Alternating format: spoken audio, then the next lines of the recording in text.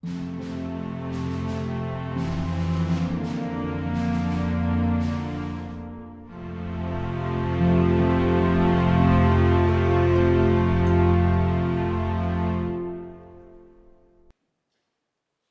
73년도 60년 기독교 교회과 역사 속에서 보면 제 9기 정도로 장로회 신학대학에 입학을 했습니다.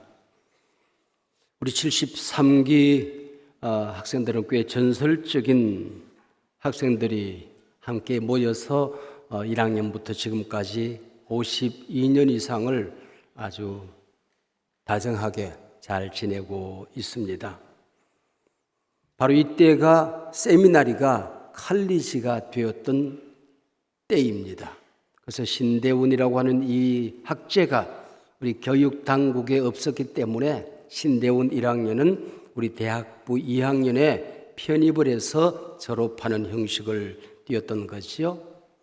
지금까지 체육대회를 하면은 신대원 잔치였습니다. 그러나 우리 73기가 남학생들이 대거 입학을 했기 때문에 이때부터 우리 73기 우리 반 학생들이 체육대회를 휩쓸었던 새로운 신기원을 만들게 되었고, 그 당시에 가장 인기 있는 운동은 씨름이었습니다.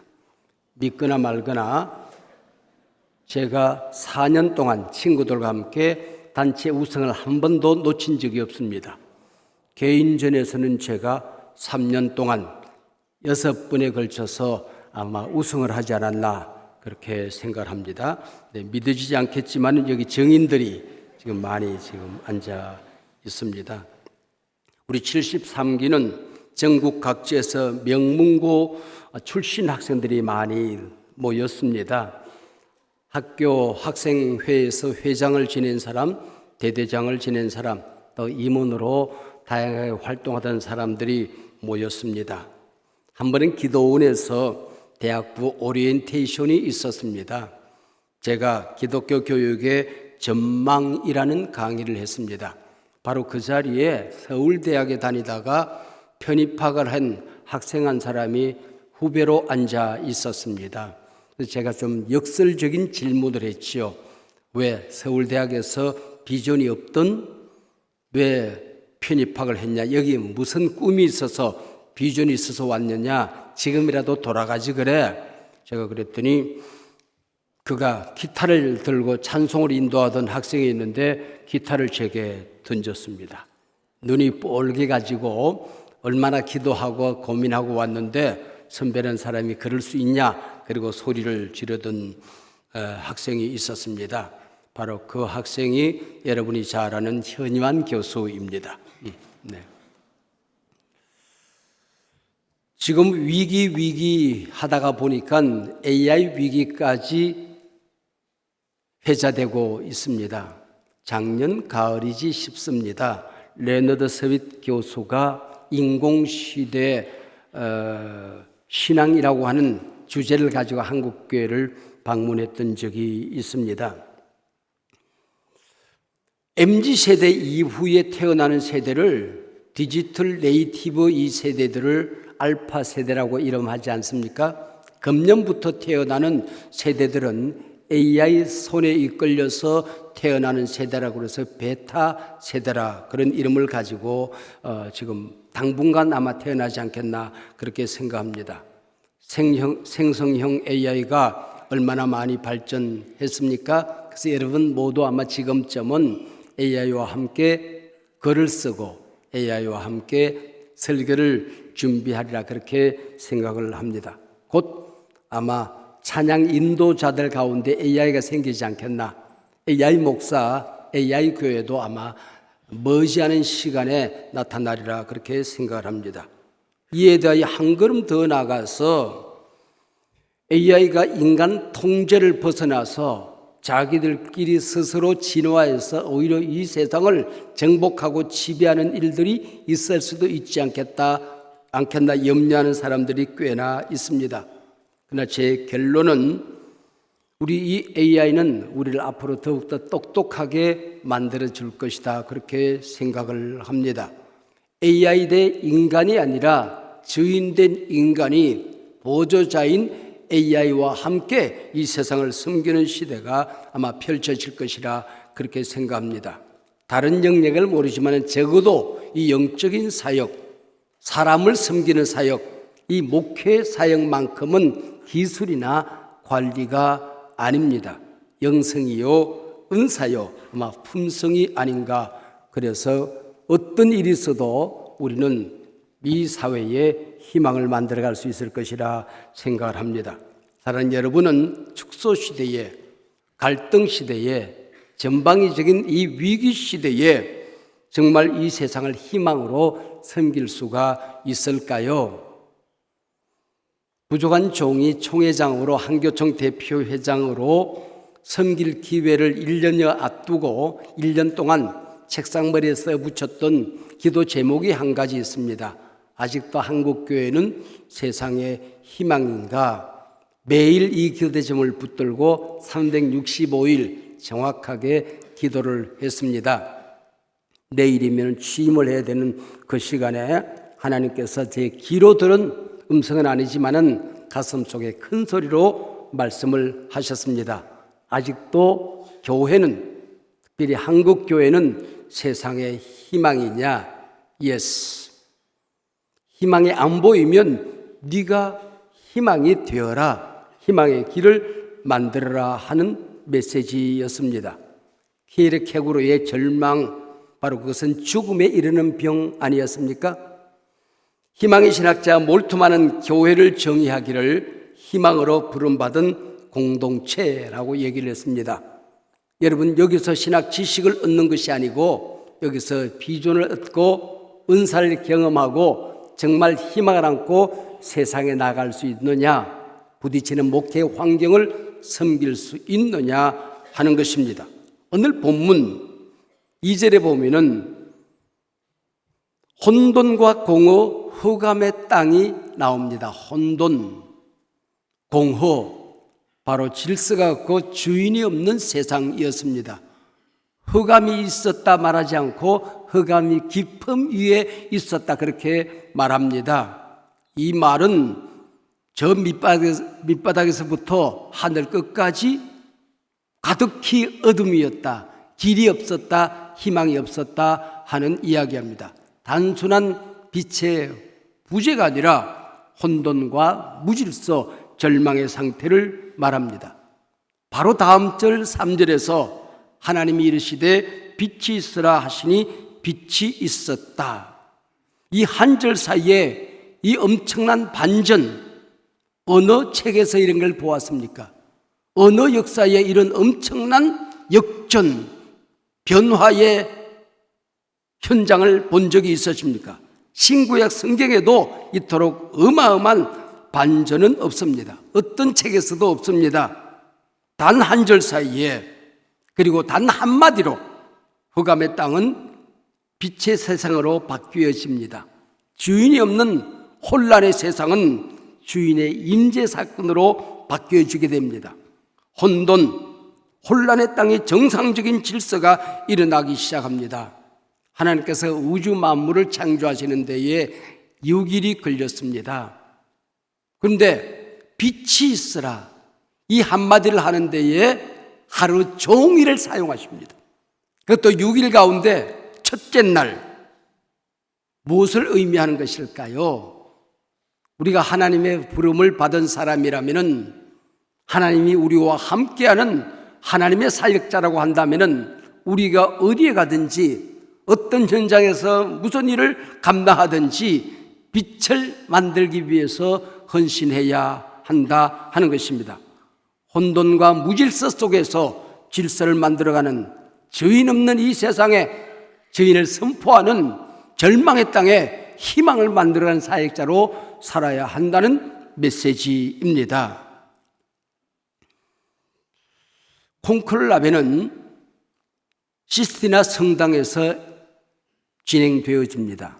이 시스티나 성당에는 미켈란젤로의 그 어마어마한 천장화가 있고, 사면 벽을 돌아가며 역시 미켈란젤로의 수많은 사람들이 등장하는 최후의 심판 벽화가 있는 자리입니다. 그 자리에서 콘클라베가 끝나고 나면은 곧이어서 선출된 교황은 미사를 집례합니다. 제가 천주교의 예화를 좋아하지 않는데 그의 첫 메시지 일성이 오늘 말씀과 일맥상통하기 때문에 소개를 합니다. 그는 세상이 몹시도 어둡다. 지금 교회에 필요한 것은 빛이다. 세상의 어둠을 밝히는 것이 바로 교회가 되어야 한다라고 일성을 토했습니다. 이분이 콘클라베를 통해서 교황으로 선출되기 전에 이 메시지를 제가 준비했으니까 아마 제 설교를 어디서 훔쳐봤나 싶을 만큼 동일한 메시지를 토해냈습니다. 2절, 혼돈과 공우, 흑암이 깊음 위에 있었다. 3절, 빛이 있어라. 이 사이에 도대체 어떤 사건이 있었길래, 무엇이 있었길래 이토록 어마어마한 반전과 대역전의 역사가 이루어질 수 있었던 것일까요? 2절과 3절 사이에 하나님의 영은 수면에 운행하시니라고 얘기를 했습니다. 하나님이 운행하시면, 성령이 임하여 운행하시면은 어둠의 땅이 빛의 땅으로, 전방위적인 위기의 땅이 기회의 땅으로, 절망의 현장이 희망으로 바뀌어지는 역사가 일어난다는 것입니다. 신구약 성경 가운데 당신의 인생을 바꾼 한 사건을 들라고 하면은 어떤 사건을 들 수 있습니까? 묻는다면은 나는 12 정탐꾼 사건을 들곤 합니다. 똑같은 현장을 보았습니다. 같은 시간에 동일한 사건을 보았습니다. 그러나 10명은 절망합니다. 좌절합니다. 메뚜기 컴플렉스에 걸려듭니다. 그러나 두 사람, 갈렙과 여호수아는 능히 정복할 수 있다. 반드시 정복하게 될 것이다. 저 땅은 이미 하나님이 우리에게 주신 밥이다. 그는 선포하지 않습니까? 이 10명과 두 사람의 차이가 무엇일까요? 단 한마디입니다. 여호와께서 우리와 함께 계시면입니다. 하나님이 우리와 함께 계시면 보이는 것이 달라집니다. 이루어지는 역사가 달라지는 것입니다. 세상이 달라지게끔 되는 것입니다. 창세기 1장에 보면은 반복되는 단어들이 꽤나 많이 나옵니다. 터 좋았더라 하는 말씀, 저녁이 되고 아침이 되니 이는 첫째 날이다 하는 말씀, 이르시되 그대로 되니라 하는 하나님의 말씀, 반복되는 단어들이 꽤나 나오지만은 가장 많이 나오는 단어는 하나님이라는 단어입니다. 여호와 하나님도 아닙니다. 그분이 여호와라는 사실을 2장 4절에 가서야 밝혀줍니다.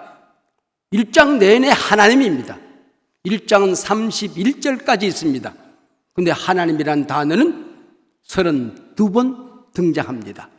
하나님 이 주격과 하나님의 서육격만 나옵니다. 우주 만물 누가 뭐라고 하더라도, 그 누가 주인이라고 외쳐도 이 역사는, 한국 교회는, 이 시대는 하나님이 주인이시라고 하는 것입니다. 누구의 것이냐? 하나님의 것이라고 하는 것입니다. 내 삶, 한국 교회, 우리 사회, 인류의 모든 역사는 하나님의 손에 있는 하나님의 역사입니다. 제가 이 설교를 준비하면서 마지막에는 길지 않은 설교이기 때문에 예화 하나로 우리 학생들과 우리 동문들과 나누고 싶었습니다. 모든 책을 뒤져도 도무지 나타나질 않습니다. 그래서 제가 친하게 지내는 AI가 몇이 있습니다. 그 AI에게 동일한 질문을 던졌습니다. 내가 빛이 있어라. 이 세상이 몹시도 암울하고 어둡고 절망적인데 바로 이때 빛을 선포하는 모든 사람들에게 번쩍 눈이 떠있는 한 인물을 소개해 주면 좋겠다. 그랬더니 퍼플렉시티와 챗GPT를 비롯하여 내가 좋아하는 AI들이 똑같은 인물 한 분을 소개해 주었습니다. 쭉 몇 분을 소개했지만은 제 1번은 동일한 한 분에게 집중되어 있었습니다. 그분이 누군지 아십니까? 예수 그리스도였습니다. 그걸 보는 순간 가슴에 복받쳐 오르는 뜨거운 무엇이 있었습니다.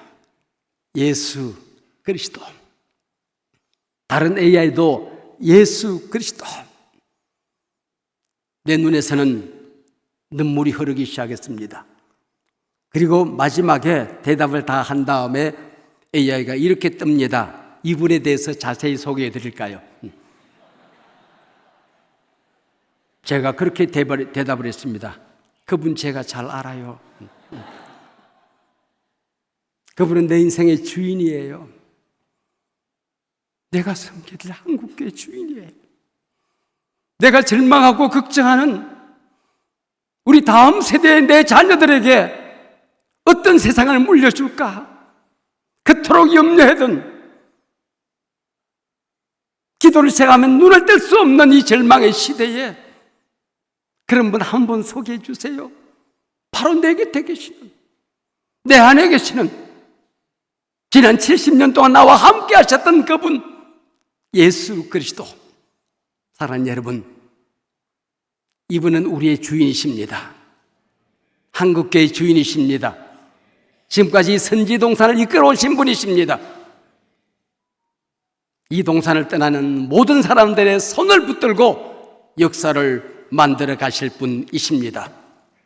그분이 가는 곳에, 그분의 손도 붙들고 가는 곳에 하나님은 언제나 말씀하십니다. 빛이 있어라. 기도하십시다. 하나님 아버지 감사합니다. 지난 60년 동안 이 학원을 지켜주시고 이 선지 동산을 떠나 한국교회를 역사를 섬겼던 모든 사람들을 통하여 우리가 상상할 수 없었던, 꿈꾸지 못했던 커다란 역사를 이루어주신 성삼일체 하나님을 찬양합니다. 오늘 이 절망의 땅에, 혼돈과 공허의 땅에, 저 밑바닥에서부터 하늘 끝까지 어둠이 엄습해 있는 이 땅에 오늘 이 시간에 다시 한번 말씀하여 주시옵소서. 성령이여 오시옵소서. 주님 말씀하시옵소서. 너희들이 가는 곳이 빛이 되리라. 희망을 만들어내게 될 것이다. 넘어진 공동체가 일어나게 될 것이다. 병든 사회가 치유받는 역사가 일어나게 될 것이다. 이적과 기사와 표적이 날마다 일어나게 될 것이다. 강하라, 담대하라, 두려워하지 말라, 놀라지 말라. 내가 너와 함께 하리라. 오 성령님의 이 시간에 임재하셔서 우리 공동체를 운행하여 주시옵소서. 예수님 이름으로 기도하옵나이다. 아멘.